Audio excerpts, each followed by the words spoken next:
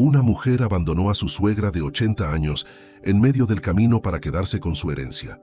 Pero horas después, la anciana apareció en medio de la cena familiar y no creerás lo que sucedió. Suscríbete a nuestro canal para ver más historias increíbles como esta y no olvides dejar un me gusta en el video para seguirnos.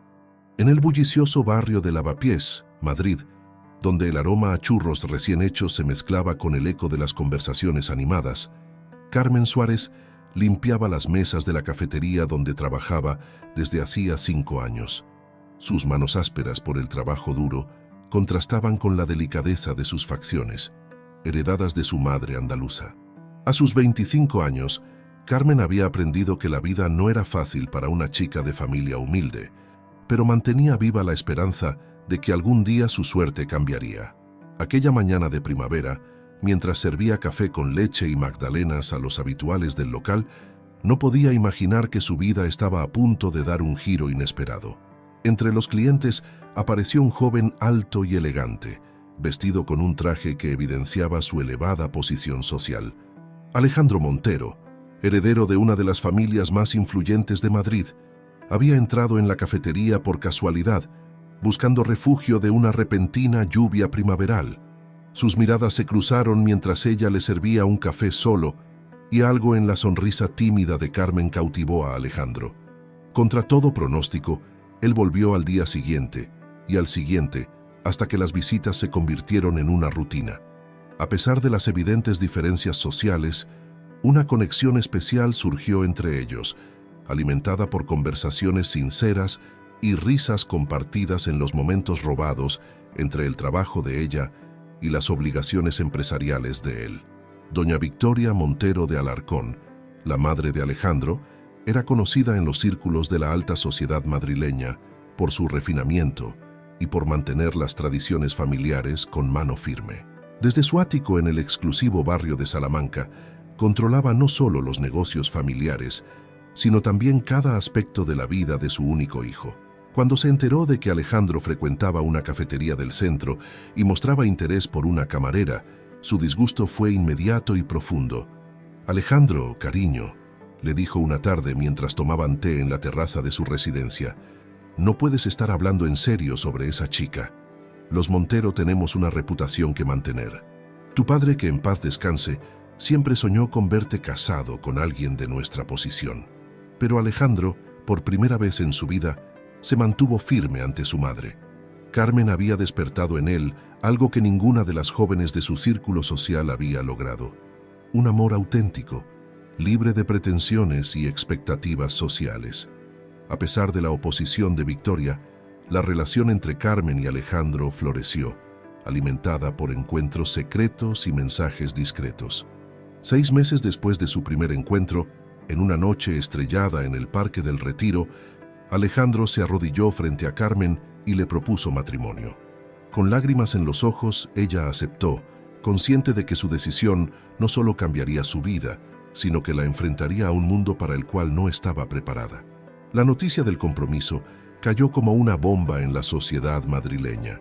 Victoria, tras varios días de negarse a hablar con su hijo, finalmente cedió, pero con una condición: si Alejandro insistía en casarse con Carmen, ella tendría que mudarse a la mansión familiar y aprender las costumbres y protocolos propios de su nueva posición social. Carmen, motivada por su amor por Alejandro y su deseo de ser aceptada, aceptó la propuesta. Lo que no sabía era que esta decisión la introduciría en un mundo de sutiles manipulaciones y expectativas asfixiantes, donde cada gesto y palabra serían minuciosamente evaluados por su futura suegra. Las semanas previas a la boda fueron un torbellino de preparativos, clases de etiqueta y presentaciones sociales. Victoria supervisaba cada detalle, desde el vestido de novia hasta la lista de invitados, ejerciendo su control con una sonrisa que no llegaba a sus ojos. Carmen se encontró gradualmente perdiendo el control sobre su propia boda, convertida en una espectadora de un evento que parecía más diseñado para satisfacer las expectativas sociales de los Montero que para celebrar su amor por Alejandro. En la víspera de la boda, mientras Carmen observaba Madrid desde la ventana de su antigua habitación en el pequeño piso de Lavapiés, no pudo evitar sentir una mezcla de emoción y aprensión.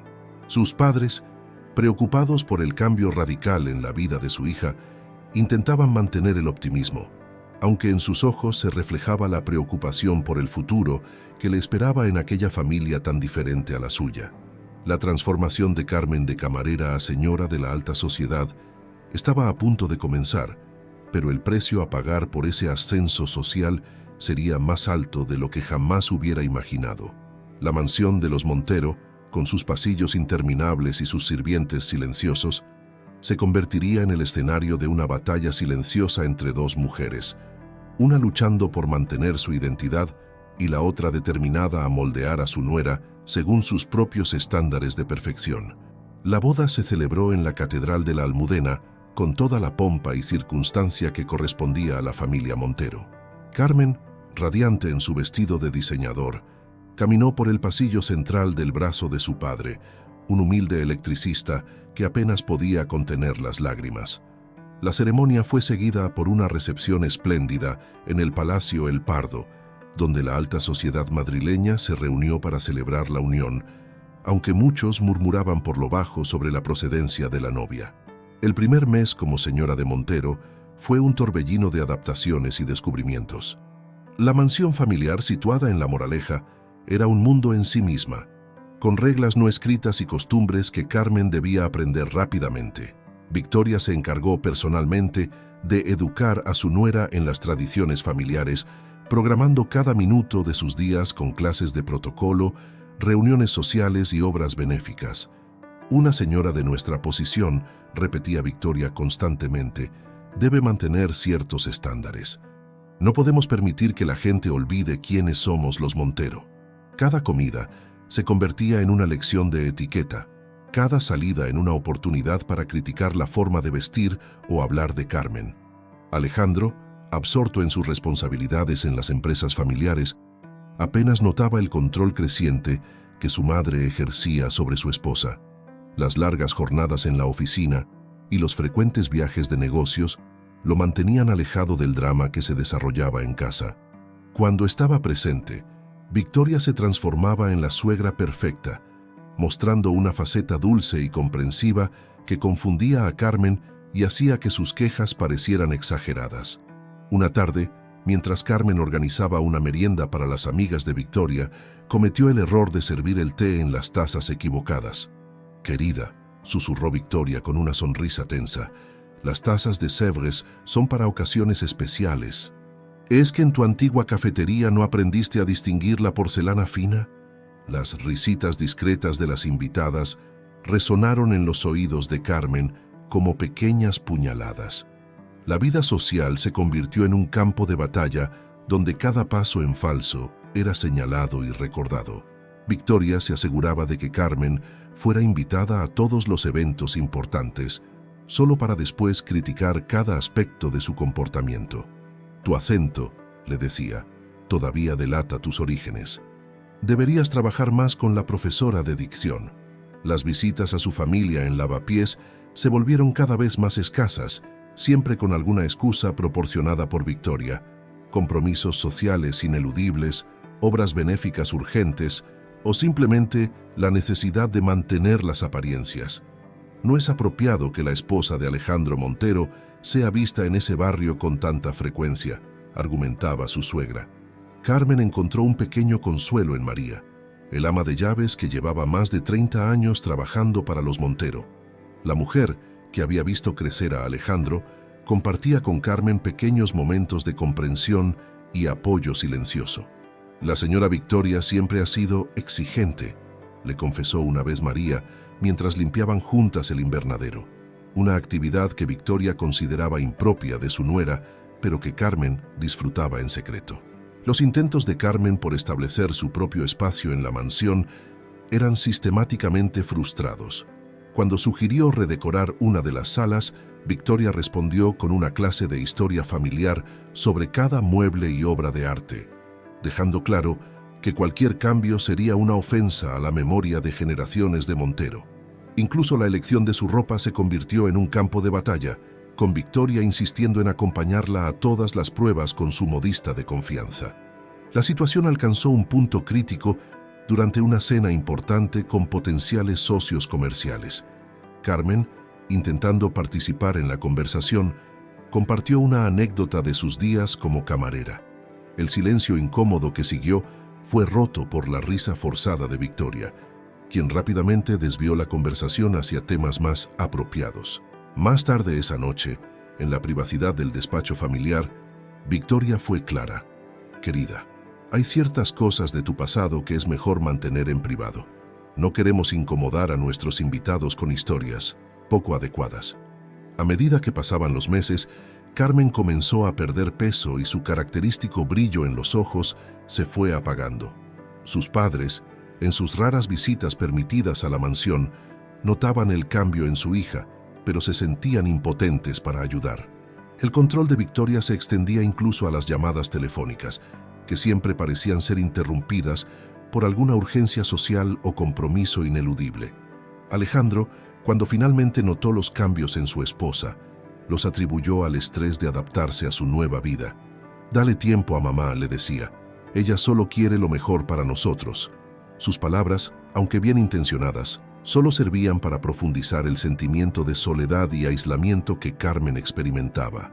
En sus momentos de soledad, Carmen se refugiaba en el invernadero de la mansión, el único lugar donde podía respirar sin sentir el peso de las expectativas de Victoria. Entre las plantas y flores, recordaba la simplicidad de su vida anterior y se preguntaba si el amor que sentía por Alejandro sería suficiente para soportar la prisión dorada en la que se había convertido su vida. El otoño madrileño trajo consigo no solo la caída de las hojas en los jardines de La Moraleja, sino también el primer aniversario de bodas de Carmen y Alejandro. Lo que debería haber sido una celebración íntima se convirtió, por insistencia de Victoria, en un evento social de gran envergadura en el Casino de Madrid. Carmen, vestida con un elegante diseño de Carolina Herrera elegido por su suegra, se encontró rodeada de personas que apenas conocía, sonriendo mecánicamente mientras escuchaba comentarios sobre lo afortunada que era por haber sido rescatada de su vida anterior. Entre los invitados se encontraba Eduardo, el hermano menor de Victoria, quien había mantenido distancia de la familia durante años debido a desacuerdos con su hermana sobre la gestión del patrimonio familiar. Durante la velada, Eduardo se acercó discretamente a Carmen mientras Victoria estaba distraída con otros invitados. «Mi sobrina política», susurró con una sonrisa comprensiva, «veo en tus ojos el mismo brillo apagado que vi en los de mi cuñada antes de que decidiera alejarse de todo esto». Sus palabras resonaron en Carmen como una advertencia velada. La presencia inesperada de Eduardo alteró visiblemente a Victoria, quien intensificó su control sobre Carmen en los días siguientes. Las lecciones sobre el comportamiento adecuado se volvieron más frecuentes y las críticas más mordaces. «Una verdadera señora de sociedad», insistía Victoria, «debe saber manejar las amistades peligrosas con diplomacia». La situación empeoró cuando Carmen descubrió que estaba embarazada. Lo que debería haber sido una noticia alegre se convirtió en otra herramienta de control para Victoria. «Ahora más que nunca», declaró con firmeza, «debes comportarte a la altura del apellido Montero. Ese bebé será mi nieto y debe nacer en las circunstancias más apropiadas». Victoria comenzó a programar cada aspecto del embarazo, desde el ginecólogo más exclusivo de Madrid hasta la decoración del cuarto del bebé. Las decisiones de Carmen eran sistemáticamente ignoradas o descartadas como poco apropiadas. Incluso las vitaminas prenatales fueron sustituidas por unas más adecuadas elegidas por Victoria. La tensión alcanzó un nuevo nivel cuando Carmen expresó su deseo de que sus padres participaran más activamente en los preparativos para la llegada del bebé. Victoria respondió con una sonrisa gélida: «Querida, debemos mantener ciertos estándares. No queremos que el bebé se vea expuesto a influencias inadecuadas». María, el ama de llaves, continuaba siendo el único apoyo real de Carmen dentro de la mansión. Durante sus conversaciones secretas en el invernadero, María compartió información reveladora. La señora Victoria siempre ha sido así. Su propio matrimonio fue un campo de batalla hasta que el señor enfermó. Después de eso, ella tomó el control total de todo. Un día, mientras Carmen revisaba viejos álbumes familiares en la biblioteca, encontró fotografías que mostraban a una Victoria más joven, sorprendentemente similar a ella en algunos aspectos. En las imágenes más antiguas, Victoria aparecía radiante y llena de vida, pero su expresión iba cambiando gradualmente en las fotos posteriores, volviéndose más rígida y controlada. La revelación más impactante llegó durante una tarde lluviosa, cuando Carmen encontró por casualidad un conjunto de cartas antiguas en el desván.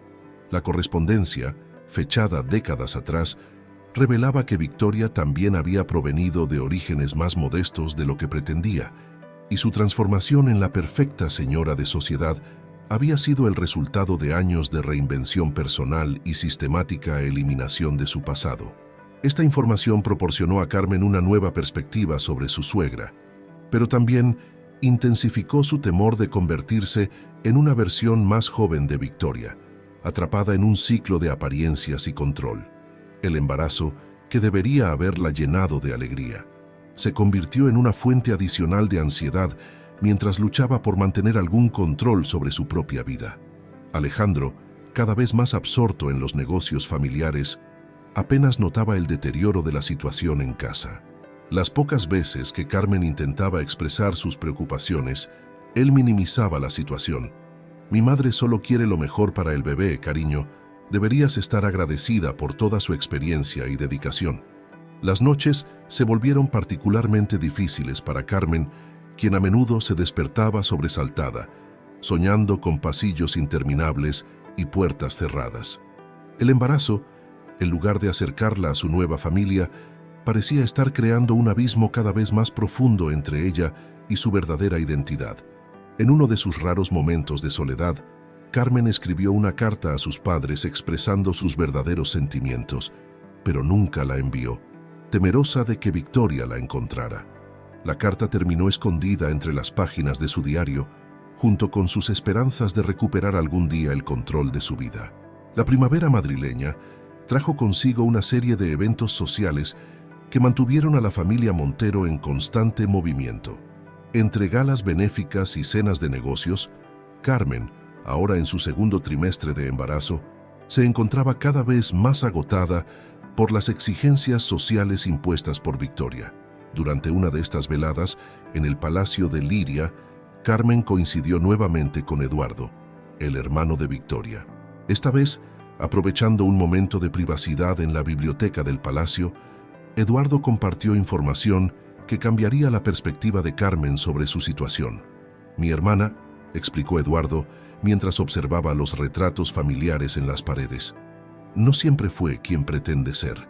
Nuestros padres eran comerciantes en el rastro, pero Victoria se empeñó en reinventarse. Su matrimonio con Fernando Montero fue solo el primer paso en su transformación». Las revelaciones de Eduardo continuaron durante encuentros casuales en eventos sociales.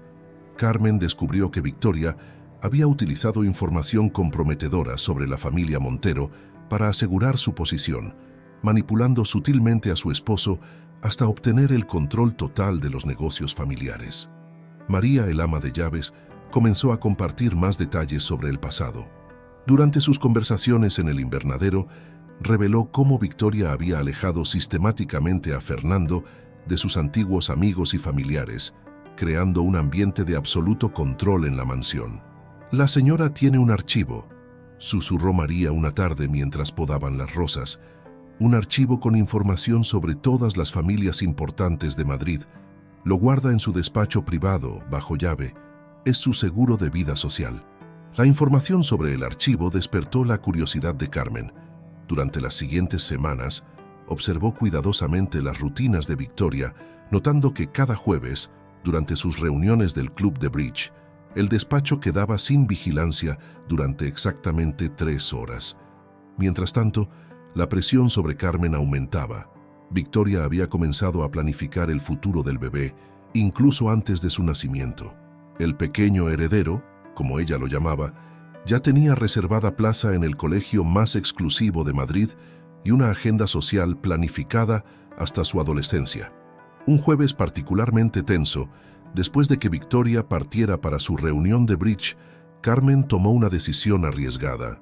Con la ayuda discreta de María, quien casualmente necesitaba limpiar el pasillo que llevaba al despacho, Carmen logró acceder a la habitación prohibida. El despacho era un testimonio del poder de Victoria. Estantes llenos de archivos meticulosamente organizados cubrían las paredes, cada uno etiquetado con nombres de familias prominentes. En el escritorio de caoba, una fotografía llamó la atención de Carmen. Mostraba a una joven Victoria en el rastro, junto a sus padres frente a un modesto puesto de telas. Mientras examinaba los documentos, Carmen descubrió algo más perturbador: un expediente con su nombre. Victoria había investigado exhaustivamente su pasado y el de su familia, recopilando información que podría usar en su contra si alguna vez era necesario. Sin embargo, el descubrimiento más significativo fue un conjunto de cartas antiguas entre Victoria y Fernando. Las misivas revelaban una historia de manipulación sutil pero constante, donde Victoria había utilizado información comprometedora para aislar a Fernando de su familia y amigos, consolidando su control sobre los Montero. Carmen fotografió discretamente algunos documentos con su teléfono antes de abandonar el despacho, asegurándose de dejar todo exactamente como lo había encontrado. La información obtenida le proporcionó una nueva comprensión de la complejidad de su situación. Los días siguientes fueron un ejercicio de autocontrol para Carmen, quien debía actuar con normalidad mientras procesaba todo lo que había descubierto. Las capas de manipulación y control ejercidas por Victoria eran más profundas de lo que había imaginado. Durante una cena familiar, Carmen observó con nuevos ojos cómo Victoria manejaba cada conversación, cada gesto, cada decisión aparentemente insignificante. La maestría con la que su suegra ejercía el control era tanto aterradora como fascinante. El embarazo avanzado de Carmen se convirtió en su único refugio, ya que Victoria había comenzado a permitirle más descanso, aunque siempre bajo sus términos. Estas horas de soledad le permitieron a Carmen comenzar a planear una estrategia para protegerse a sí misma y a su futuro hijo. Eduardo se convirtió en un aliado inesperado, proporcionando consejos y apoyo discreto durante los eventos sociales. La información, le dijo en una ocasión, es el verdadero poder en nuestro mundo. Victoria lo sabe bien, por eso ha sobrevivido tanto tiempo en la cima. Mientras tanto, Alejandro continuaba ajeno a la verdadera naturaleza de la situación, atrapado en una red de manipulación tan antigua que ni siquiera podía reconocerla. Sus intentos de mediar entre su esposa y su madre siempre terminaban favoreciendo la posición de Victoria.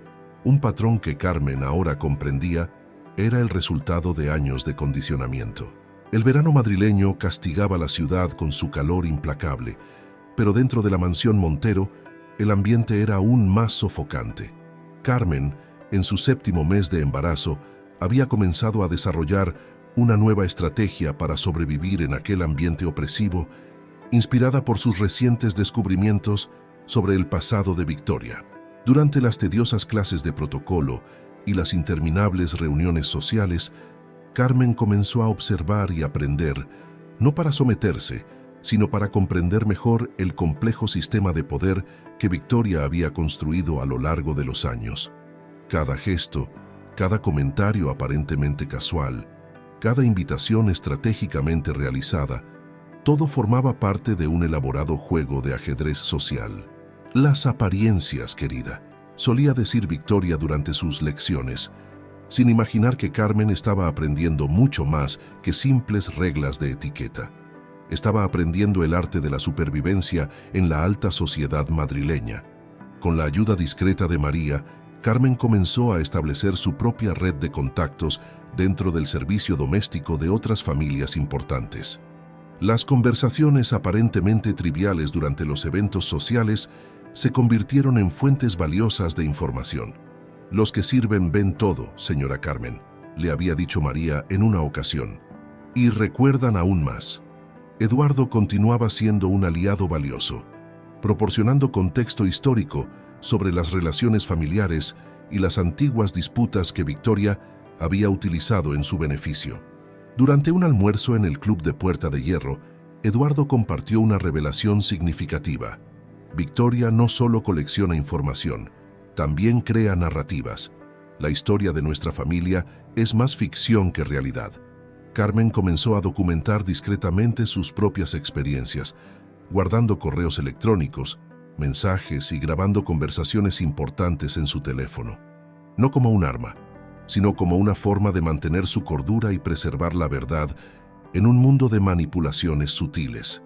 La tensión en la mansión alcanzó un nuevo nivel cuando Carmen, aprovechando una distracción de Victoria, logró establecer contacto directo con el antiguo médico de Fernando Montero. El doctor Ramírez, retirado hacía años, recordaba perfectamente cómo Victoria había manipulado el tratamiento de su esposo, aislándolo gradualmente bajo el pretexto de proteger su salud. Mientras tanto, el embarazo de Carmen se había convertido en el centro de atención de la sociedad madrileña. Victoria organizaba constantes pequeñas reuniones para presumir de su futuro nieto, tratando a Carmen más como un objeto de exhibición que como una persona. Sin embargo, Carmen había aprendido a utilizar estas situaciones en su beneficio, estableciendo conexiones propias con otras mujeres que, como ella, habían experimentado el lado oscuro de la alta sociedad. Un día, durante una de estas reuniones, Carmen conoció a Isabel Mendoza, una antigua amiga de la familia Montero que había sido gradualmente alejada por Victoria años atrás. En la privacidad del jardín, Isabel compartió su propia historia de resistencia y supervivencia en ese mundo de apariencias y manipulaciones. La clave, le dijo Isabel, no es enfrentarse directamente al poder, sino aprender a navegarlo. Victoria es fuerte porque todos creen que es intocable, pero nadie lo es realmente. Estas palabras resonaron profundamente en Carmen, que comenzó a entender que su verdadera fuerza no residía en confrontar a Victoria, sino en construir su propia base de poder. Alejandro, aunque todavía bajo la influencia de su madre, comenzó a mostrar pequeños signos de despertar. Las preguntas sutiles de Carmen sobre el pasado familiar y las inconsistencias en las historias de Victoria empezaron a plantar semillas de duda en su mente. Durante una cena particularmente tensa, incluso se atrevió a cuestionar una de las decisiones de su madre respecto al futuro del bebé. La reacción de Victoria fue reveladora. Por un breve momento, su máscara de perfección se agrietó, mostrando una expresión de pánico que solo Carmen notó. Fue entonces cuando Carmen comprendió que el poder de su suegra se basaba principalmente en la percepción y el miedo, no en una autoridad real. Carmen empezó a realizar pequeños actos de resistencia, tan sutiles que Victoria no podía confrontarlos directamente. Comenzó a vestirse con elegancia, pero con un estilo propio, ligeramente diferente de lo que Victoria consideraba apropiado. Organizó pequeñas reuniones con otras jóvenes esposas de la alta sociedad, creando su propio círculo de influencia. María, observando estos cambios, comentó una tarde mientras arreglaban el invernadero: «La señora Carmen está floreciendo, como estas orquídeas. Algunas plantas necesitan resistir antes de mostrar su verdadera belleza». La analogía no pasó desapercibida para Carmen, que había encontrado en el cuidado de las plantas una metáfora de su propia situación. A medida que su embarazo avanzaba, Carmen comenzó a prepararse para el nacimiento no solo físicamente, sino también estratégicamente. Sabía que la llegada del bebé representaría un nuevo campo de batalla con Victoria, y estaba determinada a proteger a su hijo de las manipulaciones que habían marcado la vida de Alejandro. El otoño había teñido de ocre los jardines de La Moraleja cuando Carmen, en las últimas semanas de su embarazo, comenzó a implementar su plan más audaz hasta el momento. Aprovechando la obsesión de Victoria por mantener las apariencias, Carmen había comenzado a tejer su propia red de apoyo dentro de la alta sociedad madrileña. La oportunidad perfecta se presentó durante la tradicional gala benéfica de otoño, un evento que Victoria llevaba organizando durante 2 décadas. Carmen, con la ayuda discreta de Eduardo, había investigado la verdadera historia detrás de la fundación benéfica de los Montero, descubriendo que Victoria había utilizado la organización para mantener su influencia sobre otras familias importantes. Durante la gala, celebrada en el Palace Hotel, Carmen puso en práctica todo lo que había aprendido. Con una gracia que incluso sorprendió a Victoria, navegó entre los invitados, estableciendo conexiones y alianzas sutiles. Su estado avanzado de embarazo, lejos de ser un impedimento, se convirtió en una ventaja, atrayendo la simpatía y el interés de los presentes. Isabel Mendoza, que había sido reintegrada gradualmente al círculo social gracias a los esfuerzos discretos de Carmen, se convirtió en una aliada crucial. Durante la gala, Isabel comenzó a compartir discretamente historias del pasado con otras damas de la sociedad, historias que mostraban una versión diferente de Victoria de la que ella había construido cuidadosamente. Alejandro, observando el desenvolvimiento social de su esposa, comenzó a ver a Carmen bajo una nueva luz. Durante un momento tranquilo en la gala, le confesó: «Es increíble cómo has logrado adaptarte a todo esto. A veces me recuerdas a mi madre en sus mejores momentos». Carmen sonrió, sabiendo que la comparación, aunque bien intencionada, no podía estar más lejos de la realidad. Victoria, por su parte, observaba los movimientos de su nuera con una mezcla de aprobación y recelo. El control que había mantenido durante tanto tiempo comenzaba a mostrar fisuras, aunque sutiles. Durante una conversación con su círculo más cercano, alguien comentó lo bien que Carmen había organizado el último evento benéfico, sugiriendo que quizás era tiempo de pasar el testigo a la nueva generación. La sugerencia provocó una reacción apenas perceptible en Victoria. Pero Carmen, que había aprendido a leer los más mínimos gestos de su suegra, notó el momento exacto en que el miedo se reflejó en sus ojos. Era el mismo miedo que Carmen había visto en las viejas fotografías, el temor de perder el control cuidadosamente construido durante décadas. María, que seguía siendo los ojos y oídos de Carmen dentro de la mansión, reportó un aumento en las llamadas privadas de Victoria.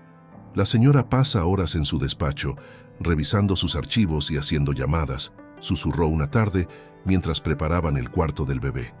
Parece preocupada por algo. La preocupación de Victoria no era infundada.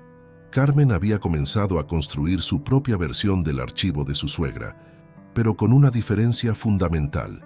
En lugar de recopilar información para manipular, Carmen documentaba la verdad, creando una red de testimonios y evidencias que revelaban la verdadera historia de los Montero.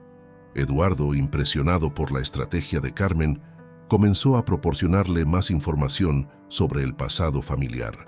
Durante un almuerzo privado en el Café de Oriente, le reveló: «Victoria siempre temió que alguien descubriera su verdadero origen. Tú has logrado algo que nadie había conseguido: usar tu autenticidad como una fortaleza». El embarazo de Carmen entraba en su fase final, y la mansión se preparaba para la llegada del heredero de los Montero. Victoria había organizado todo según sus estándares habituales, desde la decoración de la habitación del bebé hasta la elección del personal que atendería al recién nacido. Sin embargo, Carmen había logrado, sutilmente, mantener cierto control sobre las decisiones más importantes. Una tarde, mientras revisaba los últimos preparativos para el nacimiento, Carmen encontró entre las cosas de Victoria un viejo diario. Las páginas amarillentas revelaban los pensamientos de una joven Victoria, sus miedos, sus ambiciones y, sorprendentemente, su soledad. Por primera vez, Carmen vio a su suegra no como un enemigo a vencer, sino como el reflejo de un sistema que obligaba a las mujeres a crear máscaras para sobrevivir. El nacimiento del pequeño Fernando, nombrado así en honor a su abuelo, marcó un punto de inflexión en la vida de la familia Montero. El Hospital Ruber Internacional se convirtió en el escenario de una nueva batalla de voluntades entre Carmen y Victoria, quien intentaba controlar cada aspecto del acontecimiento, desde el equipo médico hasta las visitas permitidas. Sin embargo, Carmen había preparado el terreno cuidadosamente. Con el apoyo discreto de Eduardo y la complicidad del doctor Martínez, un antiguo amigo de la familia Suárez, logró mantener cierta autonomía durante el parto y los primeros días con su bebé. Victoria, aunque visiblemente contrariada, no pudo hacer más que mantener su sonrisa perfecta ante las cámaras de la prensa social que cubrían el nacimiento del heredero Montero. La llegada del bebé trajo consigo una avalancha de visitas y eventos sociales, cada uno cuidadosamente orquestado por Victoria. Sin embargo, Carmen había aprendido a navegar estas aguas turbulentas con una nueva confianza. Durante una de estas reuniones, Isabel Mendoza comentó discretamente: «Es fascinante ver cómo algunas personas confunden el control con el poder real». La tensión alcanzó un nuevo nivel cuando Carmen, respaldada por Alejandro, insistió en que sus padres tuvieran un papel más activo en la vida del pequeño Fernando. Victoria, acorralada por las apariencias sociales y la creciente independencia de su hijo, se vio obligada a ceder, aunque sus comentarios pasivo-agresivos se intensificaron. Durante una tarde particularmente tensa, mientras Victoria presumía al bebé ante sus amigas del club de bridge, Carmen aprovechó para realizar un descubrimiento crucial en el despacho privado de su suegra. Entre los documentos antiguos, encontró evidencia de que Victoria había manipulado no solo su matrimonio con Fernando padre, sino también varios aspectos legales de las empresas familiares. María, quien había sido testigo silencioso de décadas de manipulaciones, finalmente compartió con Carmen la pieza final del rompecabezas. La señora Victoria no solo ocultó sus orígenes, sino que construyó toda una red de mentiras para mantener su posición. El señor Fernando nunca supo la verdad completa sobre cómo ella había alejado a su propia familia. La información recopilada por Carmen pintaba un cuadro inquietante de décadas de manipulación y control. Victoria había utilizado una combinación de chantaje sutil, manipulación emocional y presión social para mantener su posición de poder. Los documentos revelaban cómo había interferido en relaciones, arruinado reputaciones y aislado a cualquiera que amenazara su control. Alejandro, exponiendo gradualmente a la verdad sobre su madre a través de las cuidadosas revelaciones de Carmen, comenzó a mostrar signos de una profunda transformación. Durante una cena familiar, cuando Victoria intentó imponer su voluntad sobre la educación futura del bebé, Alejandro la interrumpió. «Madre, creo que es momento de que Carmen y yo tomemos nuestras propias decisiones como padres». El shock en el rostro de Victoria fue momentáneo pero revelador. Por primera vez en décadas, su control absoluto mostraba grietas significativas. Su respuesta, sin embargo, fue típica de su estilo: una retirada estratégica acompañada de comentarios sobre la ingratitud y la falta de experiencia de las nuevas generaciones. Carmen, observando la dinámica familiar con nuevos ojos, comprendió que el verdadero poder de Victoria siempre había residido en el miedo y la culpa que generaba en los demás. El nacimiento de Fernando había cambiado el equilibrio de poder, proporcionando a Carmen y Alejandro un motivo más fuerte que el miedo: el deseo de proteger a su hijo de las manipulaciones que habían marcado sus propias vidas. Durante las noches, mientras alimentaba a su hijo en la tranquilidad de la habitación del bebé, Carmen reflexionaba sobre cómo la historia familiar parecía estar a punto de repetirse, pero esta vez con un giro diferente. Ella estaba determinada a romper el ciclo de manipulación y control que había definido a los Montero durante generaciones. Eduardo, quien se había convertido en un visitante frecuente desde el nacimiento de su sobrino nieto, proporcionó un consejo valioso. El poder real no está en controlar a los demás, sino en ser lo suficientemente fuerte para permitir que todos sean quienes realmente son. Estas palabras resonaron profundamente en Carmen, que veía en su hijo la oportunidad de un nuevo comienzo para la familia Montero. El primer cumpleaños del pequeño Fernando se acercaba, y con él, una serie de eventos que cambiarían para siempre la dinámica de la familia Montero. Victoria, fiel a su estilo, había planificado una celebración extravagante en el Palacio El Pardo, invitando a lo más selecto de la sociedad madrileña. Sin embargo, Carmen y Alejandro tenían otros planes. La tensión en la mansión había alcanzado niveles insostenibles.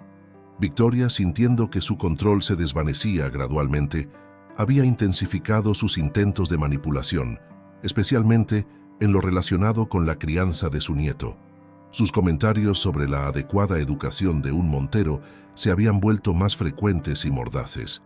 Durante una mañana particularmente significativa, mientras Carmen organizaba algunas fotografías familiares en el salón principal, descubrió algo revelador: una antigua carta de la madre de Victoria, escrita décadas atrás, que había quedado olvidada entre los marcos. La misiva revelaba una verdad dolorosa. Victoria había rechazado a su propia familia cuando alcanzó su posición social, cortando todos los lazos con sus raíces en el rastro. Esta revelación coincidió con una visita inesperada de Isabel Mendoza, quien trajo consigo más piezas del rompecabezas familiar. Victoria no solo reinventó su pasado, explicó Isabel durante un té en el jardín, sino que también se aseguró de que nadie pudiera recordar quién era ella realmente.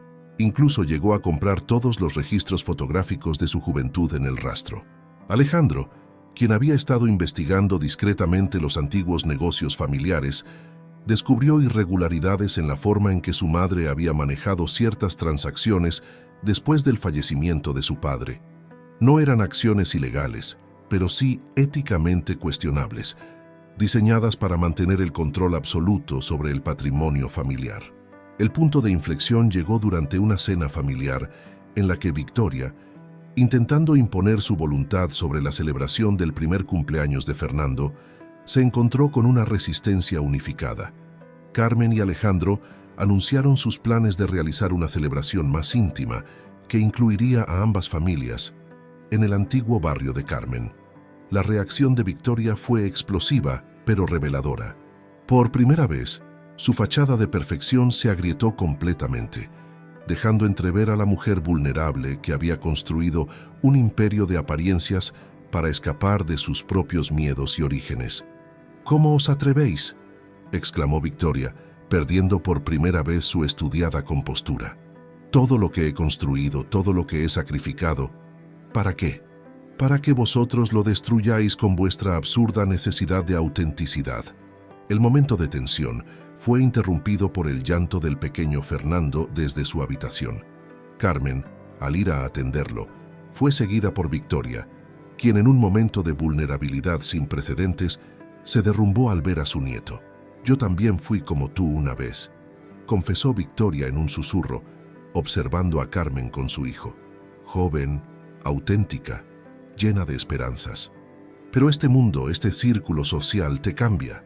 Te obliga a convertirte en alguien más». La confesión de Victoria abrió la puerta a una serie de conversaciones difíciles pero necesarias entre los miembros de la familia. Eduardo, quien había mantenido distancia durante años, compartió su propia perspectiva sobre cómo el deseo de ascenso social de su hermana había destruido los lazos familiares originales. María, la fiel ama de llaves, finalmente se atrevió a compartir con Alejandro historias de su infancia, mostrándole cómo el control de Victoria había afectado su desarrollo y relaciones desde temprana edad.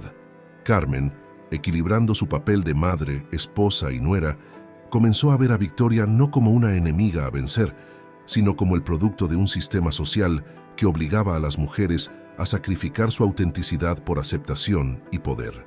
Alejandro, por su parte, inició un proceso de reconexión con su propia identidad, liberándose gradualmente de años de manipulación y expectativas impuestas. Su relación con Carmen se fortaleció, basada ahora en una comprensión más profunda de sus respectivas luchas y aspiraciones. La celebración del primer cumpleaños del pequeño Fernando se convirtió en un punto de inflexión para la familia Montero. Contra todos los pronósticos, el evento se realizó en una pequeña pero elegante casa restaurada en el barrio de Lavapiés, que Carmen y Alejandro habían comprado secretamente meses atrás. La decisión de celebrar en este lugar, tan alejado del mundo de la alta sociedad madrileña, fue más que un acto de rebeldía. Representaba un puente entre dos mundos que Victoria había mantenido separados durante décadas. El espacio había sido decorado con un gusto exquisito que mezclaba elementos tradicionales de ambas familias, creando un ambiente acogedor y auténtico. Victoria, quien inicialmente se había opuesto fervientemente a la idea, llegó temprano aquella mañana, vestida con su habitual elegancia, pero visiblemente incómoda en un entorno tan alejado de su zona de control. Sin embargo, algo inesperado ocurrió mientras observaba la interacción natural entre las familias reunidas. «Es extraño», comentó a Carmen mientras observaban a Alejandro jugando con el pequeño Fernando en el patio interior. «Ver cómo todo lo que creí importante parece tan insignificante cuando miro a mi nieto sonreír así. La celebración reunió a personas de ambos mundos. Los antiguos amigos de Carmen del café donde trabajaba, los vecinos que la habían visto crecer, junto con selectos miembros de la alta sociedad que habían demostrado ser verdaderos amigos de la familia.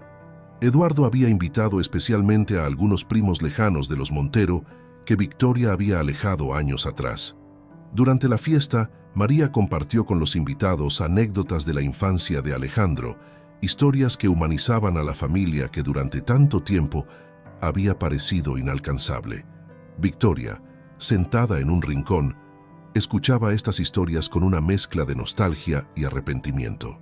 El momento más significativo llegó cuando Isabel Mendoza, tras una conversación privada con Victoria, logró algo que nadie había conseguido en décadas: convencer a la matriarca de los Montero de visitar su antiguo barrio en El Rastro.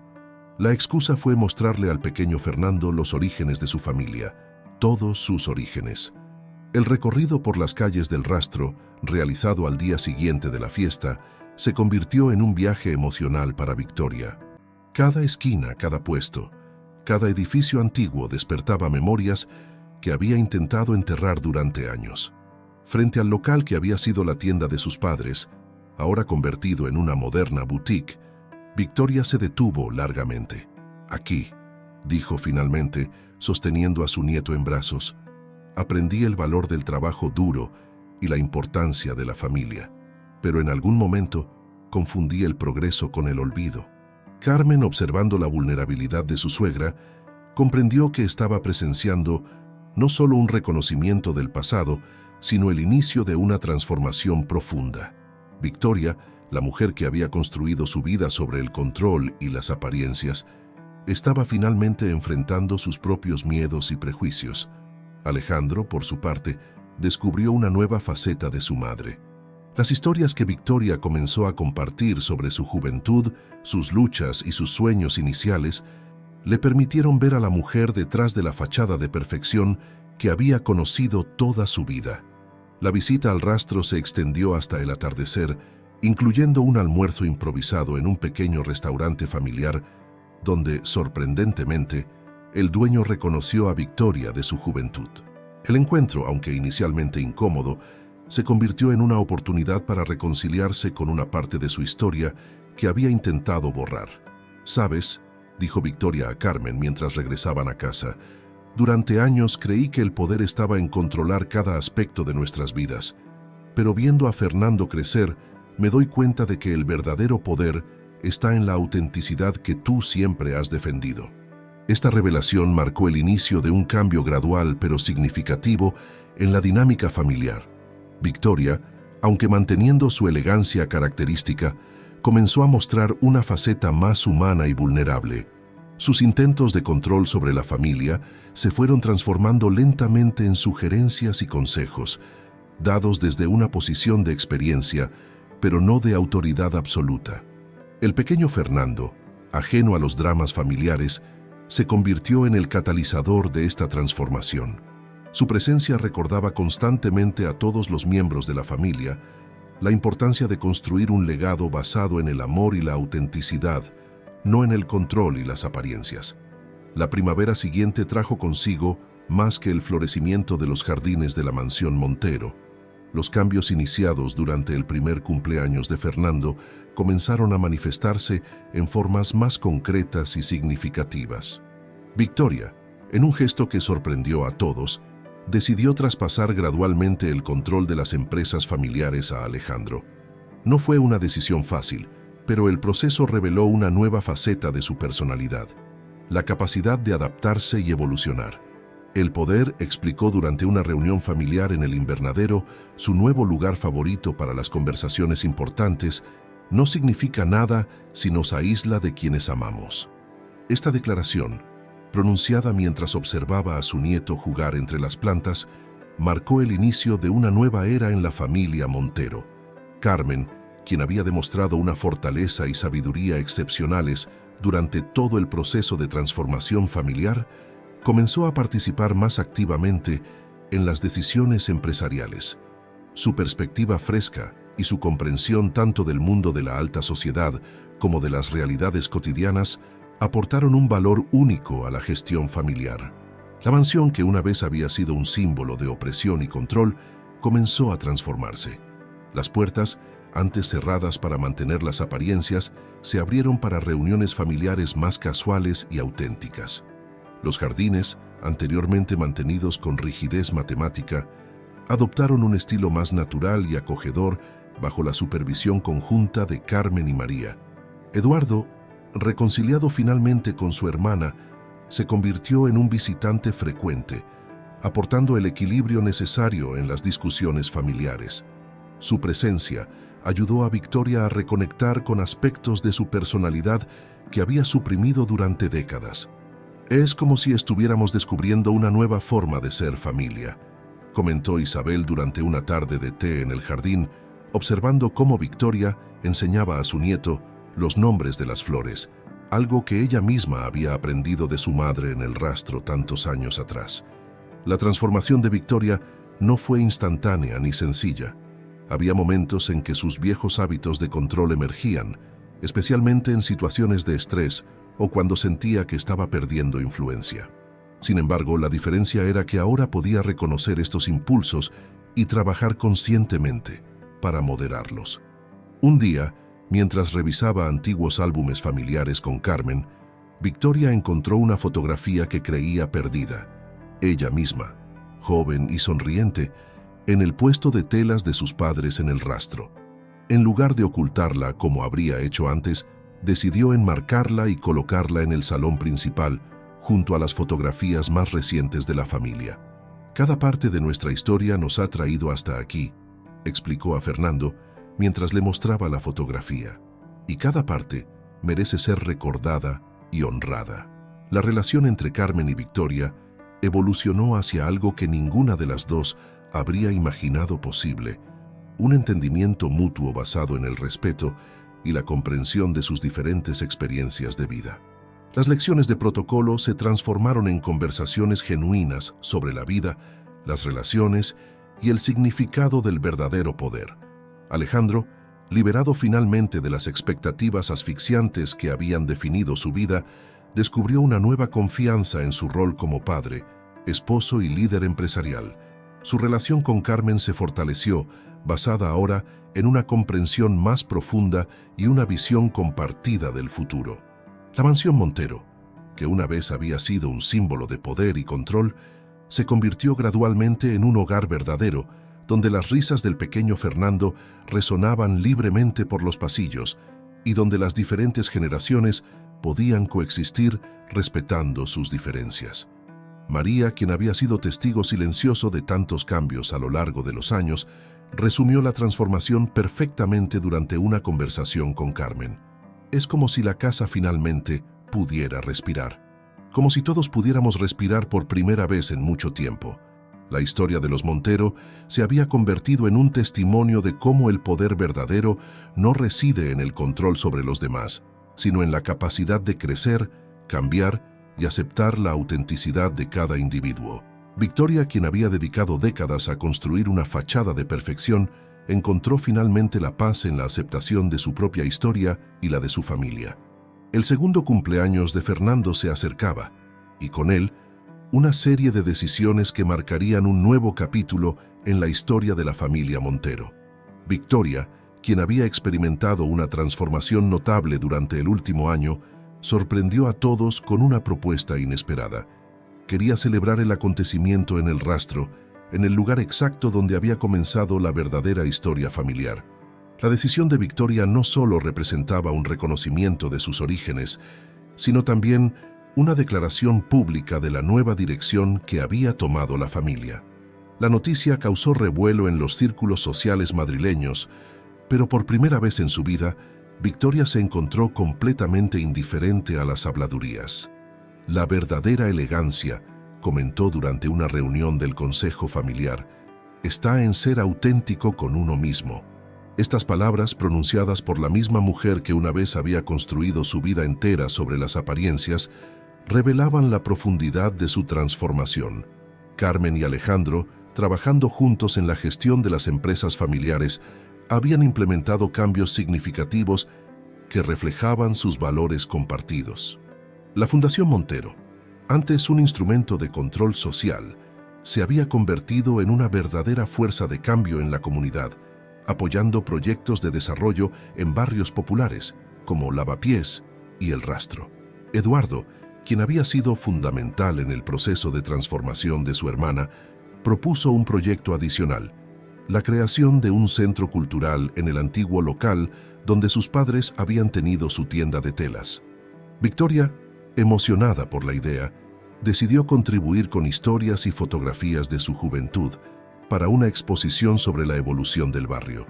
María, quien había servido fielmente a la familia durante décadas, fue invitada a participar en la gestión del nuevo centro cultural, aportando su profundo conocimiento de la historia familiar y su comprensión de ambos mundos. Su nuevo rol simbolizaba el derrumbe de las antiguas barreras sociales que habían definido la vida en la mansión Montero. Durante los preparativos para la celebración, Victoria compartió con Carmen una revelación importante. Durante años, creí que protegía a nuestra familia manteniendo el control sobre todo y todos. Ahora entiendo que el verdadero peligro estaba en no permitirnos ser quienes realmente somos. Isabel Mendoza, quien había sido testigo de la transformación de la familia, organizó una serie de encuentros entre antiguos conocidos del barrio y la actual élite madrileña, creando puentes entre mundos que Victoria había mantenido separados durante tanto tiempo. El pequeño Fernando, ajeno a las complejidades sociales que lo rodeaban, se había convertido en el catalizador de estos cambios.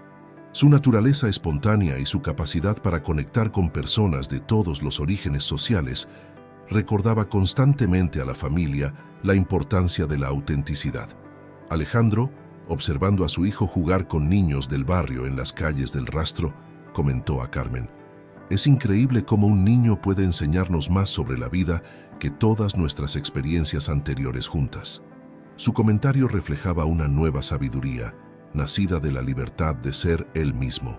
La mansión Montero también había experimentado su propia transformación. Las habitaciones antes cerradas se abrieron, los jardines se volvieron más acogedores y el protocolo rígido dio paso a una elegancia más natural y relajada.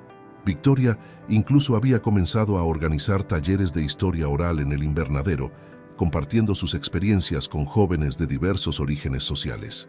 «La verdadera herencia que podemos dejar», reflexionó Victoria una tarde mientras observaba a su nieto jugar en el jardín, «no es el dinero o el estatus social, sino la libertad de ser auténticos».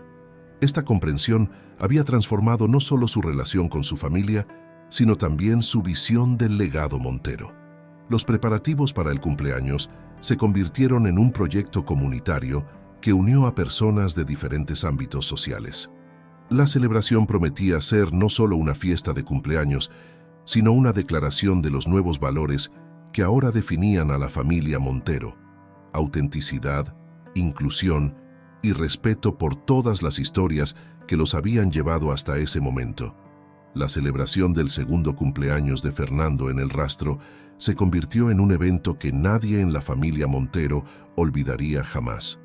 El antiguo mercado se transformó en un espacio donde el pasado y el presente se encontraban en perfecta armonía, donde las historias de diferentes generaciones se entretejían creando un nuevo tapiz familiar.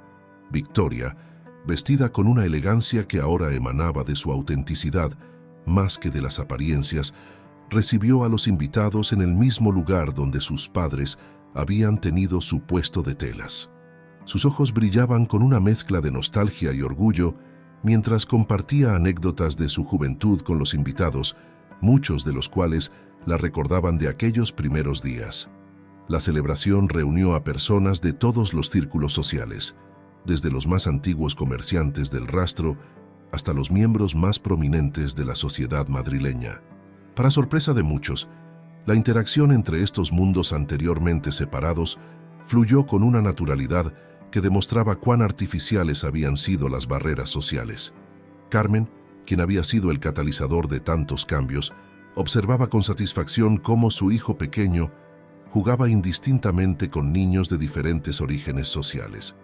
Su propia transformación de camarera a señora de la alta sociedad había demostrado que la verdadera elegancia no residía en las apariencias, sino en la autenticidad y la capacidad de tender puentes entre diferentes mundos.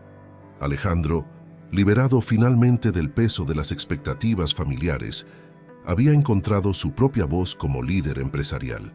Bajo su dirección, las empresas Montero habían adoptado una nueva filosofía que equilibraba el éxito comercial con la responsabilidad social, inspirando a otras familias de la alta sociedad a seguir su ejemplo. La Fundación Montero, ahora dirigida conjuntamente por Carmen y Victoria, se había convertido en un modelo de transformación social. Sus programas, que incluían becas para jóvenes del rastro y lavapiés, representaban el nuevo legado que la familia quería construir. Eduardo, observando la escena con satisfacción, comentó a su hermana: ¿quién hubiera pensado que encontraríamos la verdadera felicidad regresando a nuestros orígenes? Victoria, tomando la mano de su hermano, respondió con una sonrisa: a veces necesitamos perder el rumbo para encontrar el camino correcto. María, quien había sido testigo de toda la transformación familiar, ahora ocupaba un lugar de honor en la celebración. Su sabiduría y lealtad habían sido fundamentales en el proceso de sanación familiar, y su nuevo rol como guardiana de las historias familiares reflejaba el respeto que había ganado. Durante la fiesta, Victoria reunió a toda la familia para un anuncio importante. Con el pequeño Fernando en sus brazos, reveló sus planes de escribir un libro sobre la verdadera historia de los Montero, incluyendo todas las partes que durante tanto tiempo había intentado ocultar. Nuestro legado, declaró, debe ser la verdad, no las apariencias. La mansión Montero, que una vez había sido un símbolo de exclusividad y control, se había transformado en un espacio de encuentro y crecimiento. Los jardines, ahora abiertos para eventos comunitarios, simbolizaban la nueva filosofía de la familia. La belleza florece mejor cuando se comparte. Carmen y Alejandro, observando a su hijo crecer en este ambiente de autenticidad y aceptación, sabían que habían logrado algo extraordinario: romper el ciclo de control y apariencias que había definido a la familia durante generaciones. Su hijo crecería conociendo y valorando todas las partes de su herencia. Victoria, en un momento de reflexión mientras observaba el atardecer madrileño desde el balcón de la mansión, compartió con Carmen una última lección. El verdadero poder no está en controlar la narrativa, sino en tener el coraje de vivir nuestra propia verdad. La historia de los Montero se había convertido en un testimonio de transformación y redención, demostrando que incluso las estructuras más rígidas pueden cambiar cuando el amor y la autenticidad abren el camino. El pequeño Fernando, heredero de esta nueva tradición familiar, crecería sabiendo que su verdadera herencia no era el apellido Montero, sino la libertad de ser auténticamente él mismo. La celebración en el rastro marcó no solo el segundo año de vida de Fernando, sino también el nacimiento de una nueva era para la familia Montero. Una era donde las apariencias se dieron paso a la autenticidad, donde el control fue reemplazado por el amor, y donde el verdadero poder se encontró en la capacidad de aceptar y celebrar todas las historias que nos hacen quienes somos.